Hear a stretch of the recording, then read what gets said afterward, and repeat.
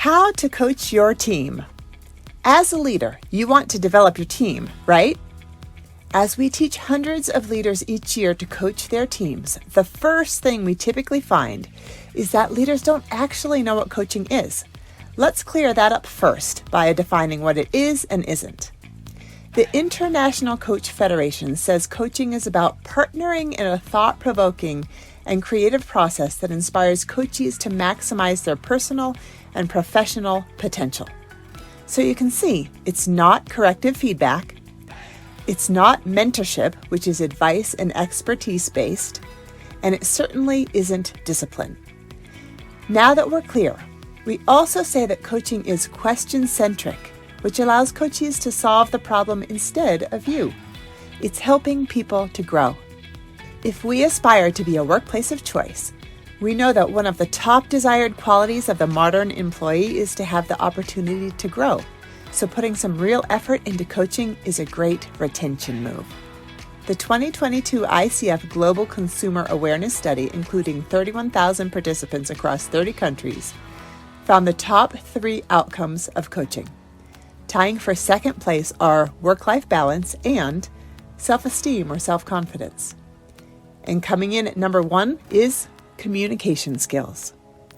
From a 2021 Gallup survey, we learned that 1/3 of employees, 34%, consider themselves engaged.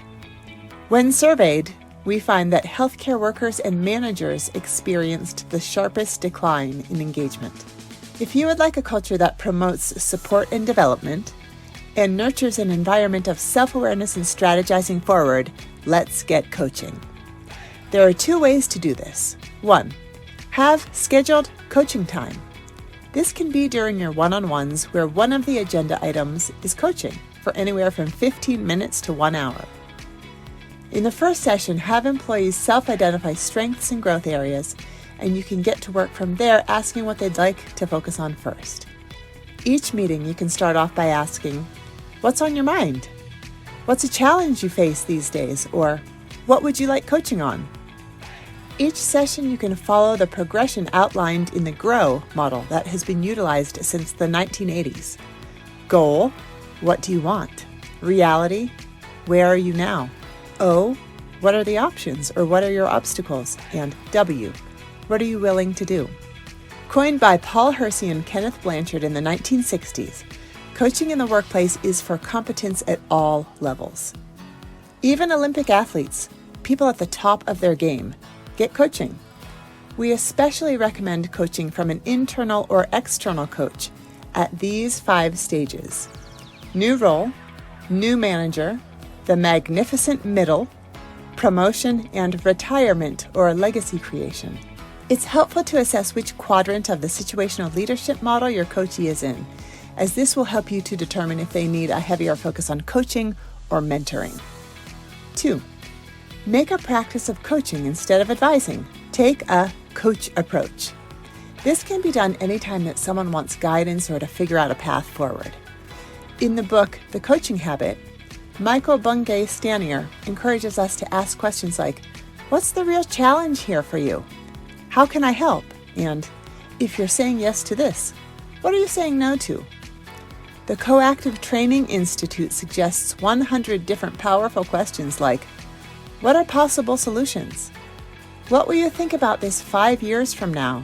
And what's the part that is not yet clear? Regardless of when or how you are coaching, Coactive's 4 cornerstones to embrace are: people are naturally creative, resourceful, and whole, and don't need fixing. Dance in this moment, stay present. Focus on the whole person, and evoke transformation.